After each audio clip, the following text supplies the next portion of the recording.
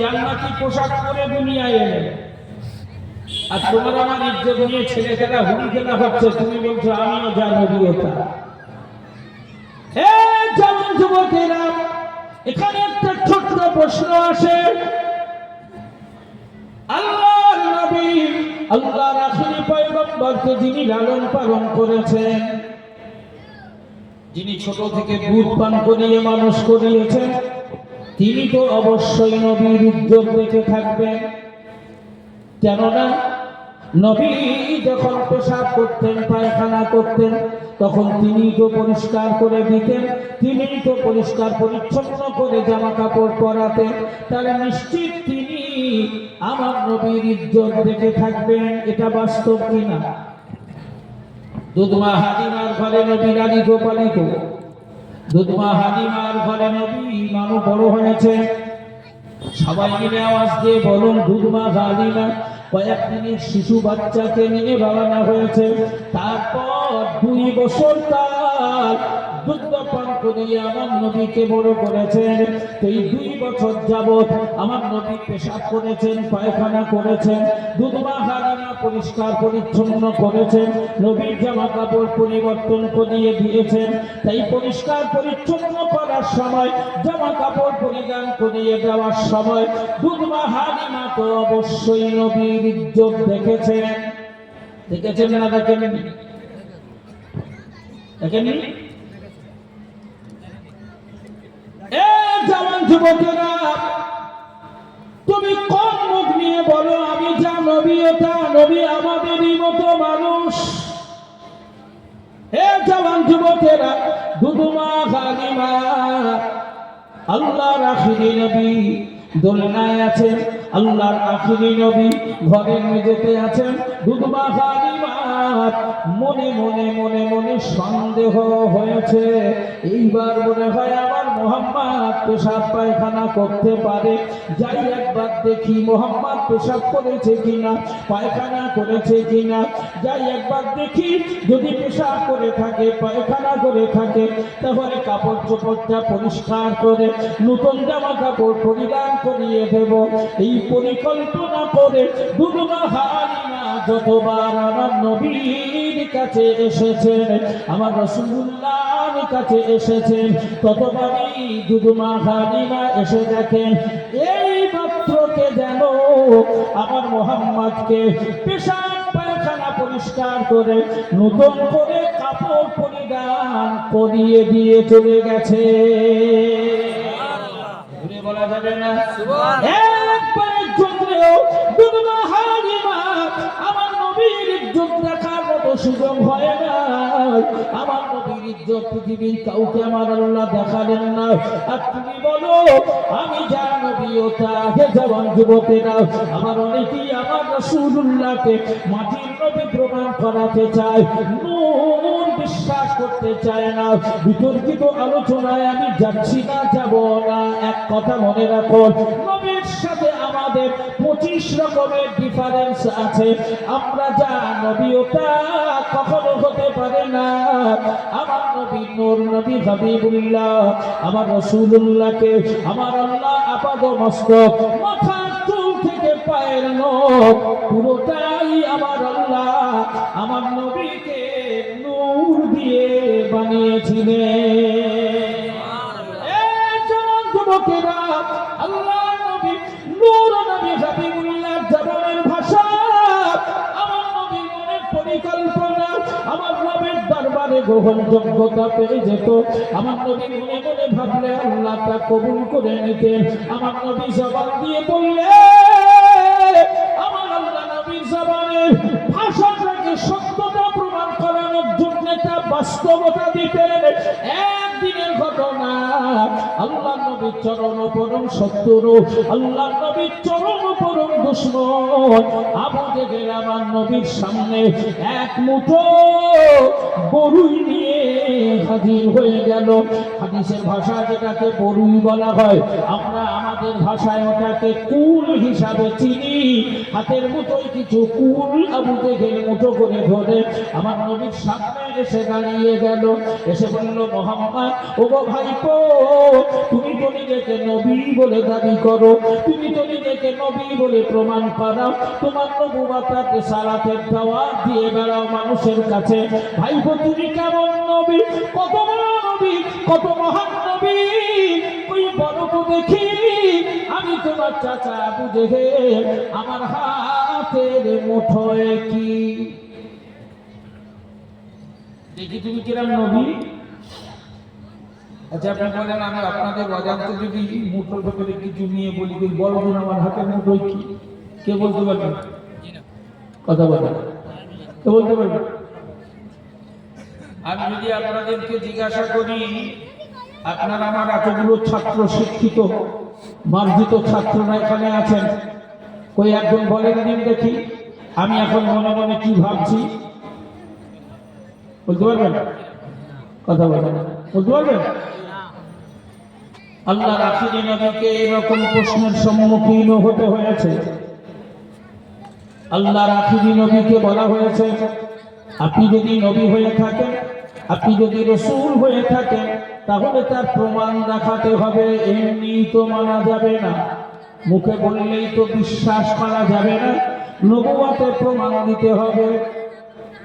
আল্লাহর আখিরি নবী বললেন, ভাই আমি যে মহান রবের পক্ষ থেকে নবী হয়ে এসেছি, আল্লাহ আমাকে যে শেষ নবী করে পাঠিয়েছেন এতে কোনো সন্দেহ নাই, তাই বলো নবুওয়াতের প্রমাণ দেওয়ার জন্য তোমার কাছে কি প্রমাণ দেখাতে হবে? ওই ইহুদি বদমাশ বলল, মুহাম্মদ আমি যা প্রমাণ চাইব তুমি কি তা দেখাবে? আল্লাহর নবী বললেন, আমার নবী হওয়ার ব্যাপারে যখন কোনো সন্দেহ নেই, নিঃসন্দেহে আমি আল্লাহর নবী, তাহলে প্রমাণ দেখাতে আমার কোনো অসুবিধা হবে না। আপনি যা প্রমাণ চাইবেন আমি আপনাকে তাই প্রমাণ দেখাবো। ইহুদি সুযোগ পেয়ে গেল, গিয়ে বলল, ভেবেছিলাম মুহাম্মদ খুব চালাক নবী, এখন তো দেখছি বড় বোকা। বল যখন আমার কোটে দিয়েছে, এমন প্রশ্ন করবো ডাকা দিক খুঁজে পাবে না। বললো, মুহাম্মদ আমি যা বলবো তুমি তাই দেখাবে? বলে হ্যাঁ দেখাবো, কথা দিলাম। আল্লাহর নবীকে বললেন, মুহাম্মদ যদি তুমি নবী হয়ে থাকো, তাহলে ওই দেখো দূরে একটা গাছ দাঁড়িয়ে আছে, ওই গাছটাকে তোমার কাছে ডাকো, তোমার ডাক শুনে যদি গাছ তোমার কাছে আসে তাহলে জানবো তুমি নবী, না হলে জানবো তুমি ভণ্ড। কারণ ইহুদির দৃঢ় বিশ্বাস ছিল, মুহাম্মদ যত বড়ই নবী হোক না কেন, যত বড়ই রাসূল হোক না কেন, মাটি অবস্থান করা গাছ কখনো মুহাম্মাদের কাছে উঠে আসবে না। আমরা এলাকা ভিত্তিক মানুষ সবাই যদি এতগুলো মানুষ জমাদের পরে জান্নাতি বাগান থেকে গলায় গামছা দিয়ে যদি কোনো গাছের কাছে যাই, ওরে গাছ ভাই রে ভাই, গোটা মজলি ছুটে এসেছি তোর কাছে, গলায় গামছা দিয়েছি, আমরা সবাই বলছি তুই যেখানে আছিস ওইখান থেকে এক বেগত সরে আয়। আসবে? জোরে বলেন আসবে, আরো জোরে বলেন আসবে। ওই ইহুদি ভেবেছে মুহাম্মদ যতই নবুওয়াতের হিম্মত দেখাক না কেন গাছ সরে আসবে না, তাই মুহাম্মদ এই নবুওয়াতের প্রমাণ কখনোই দেখাতে পারবে না। আর আমি সুযোগটা কাজে লাগিয়ে অপমান অপদস্থ করে মুহাম্মদকে এলাকার থেকে তাড়িয়ে দেব, যাতে মুহাম্মদ আর কারো কাছে দিনের দাওয়াত কলেমার দাওয়াত নিয়ে যেতে না পারে। আল্লাহর আখিরি নবীর কাছে এই অবাস্তব অসম্ভব প্রশ্ন ছুড়ে দেওয়া হলো, পরীক্ষার সম্মুখীন করে দেওয়া হলো। ইহুদি যখন আল্লাহর নবীকে বললেন, মুহাম্মদ ওই গাছটাকে তোমার কাছে ডাকো, তোমার ডাক শুনে যদি গাছ উঠে আসে তাহলেই জানবো তুমি নবী। এই প্রশ্ন শুনে পৃথিবীর যে কোনো মানুষের চোখ ফ্যাকাশে হয়ে যাওয়ার কথা, মুখটা মলিন হয়ে যাওয়ার কথা, মুখটা বাংলা পাঁচের মতো শুকিয়ে আসার কথা। আল্লাহর নবী এই অবাস্তব প্রশ্ন শোনার পরে আমার রাসূলুল্লাহর চেহারায় মুচকি হাসি দেখতে পাওয়া গেল। ভাই তোমাদের একটা বদ অভ্যাস আছে, তোমরা তোমাদের পূর্বসূরীরা উত্তরসূরীরা যারা ছিল তাদের একটা বদ অভ্যাস আছে, তোমাদের মধ্যেও সেটা থাকতে পারে। তোমরা জিনিস দেখার পরে বিশ্বাস করতে চাও না, তাই আমি একটা কথা বলি শোনো। আমি মুহাম্মদ ওই গাছটার কাছে যাব না, ওই গাছটাকে আমি ডাকবো না, বরং এক কাজ করো, আমার পক্ষ থেকে তুমি ওই গাছটার কাছে যাও, গাছটার কাছে গিয়ে ওই গাছটাকে সম্বোধন করে বলো, ওরে গাছ, নবী মুহাম্মদুর রাসূলুল্লাহ তোকে ডাকছে। ইহুদি চমকে উঠেছে, বলে কি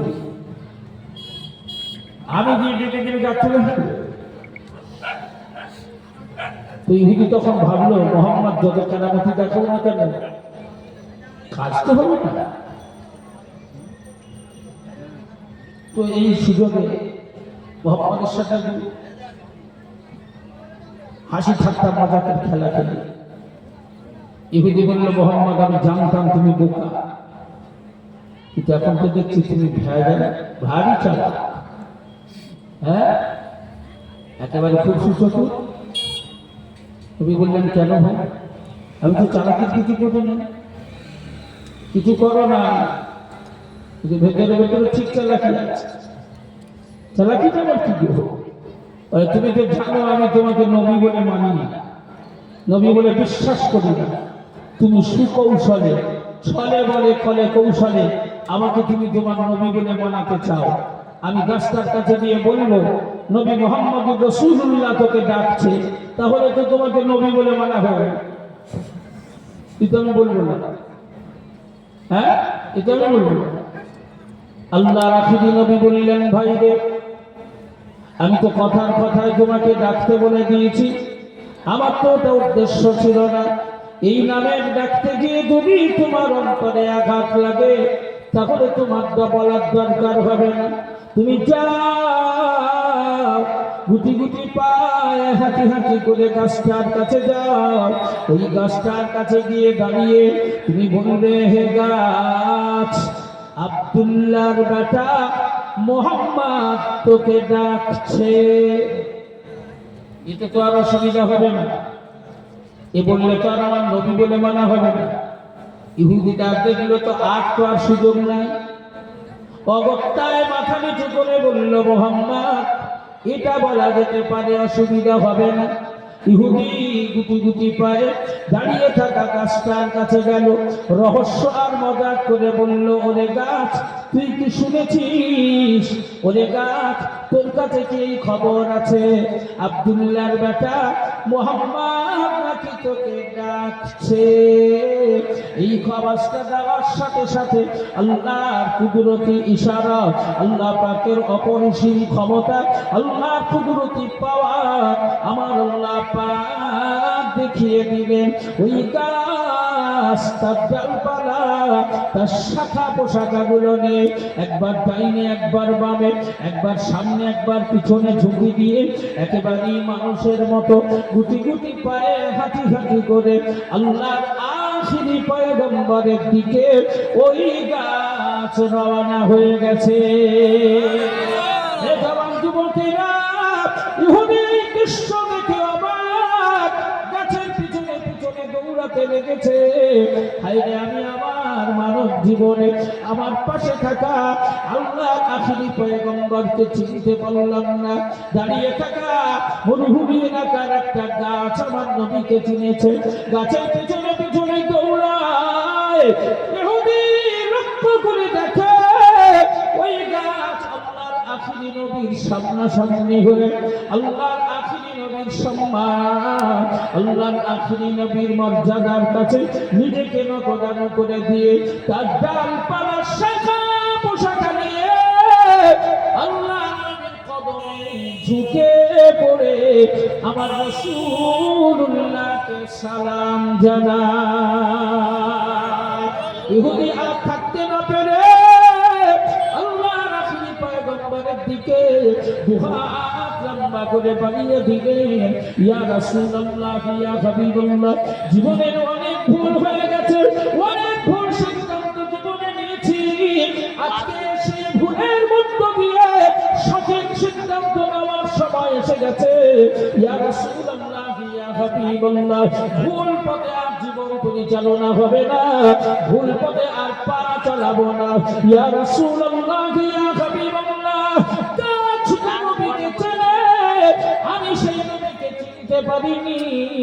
ইয়া রাসূলুল্লাহ, ইয়া হাবিবাল্লাহ, এই জীবনের ভুলকে ক্ষমা করে, জীবনের অপরাধকে মার্জনা করে দুহাত বাড়িয়ে দিলাম, আমাকে আপনি বাড়ির কলেমা পড়িয়ে দিন।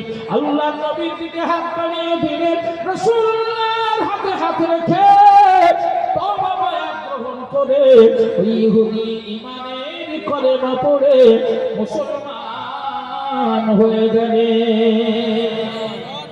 হে সোনার মানিক জওয়ান যুবকেরা, তাই নবীর চরম পরম শত্রু আল্লাহর আখেরি নবীর দরবারে রাসূলুল্লাহর সামনে এসে মুঠো মেরে ধরে বলছে, মুহাম্মদ, বলো তো আমার মুখের ভেতরে কি? আল্লাহর আখেরি নবী একটু রহস্য করে বললেন, চাচা, তোমার হাতের মুঠোয় আর কি থাকতে পারে? পাথরই হবে, পাথর ছাড়া আর কি থাকে? কিন্তু আবু জেহেল জানে তো ওর হাতে কি আছে, জানে না? জানে না? আবু জেহেল নিজের হাতে কি নিয়েছে ও তো জানে।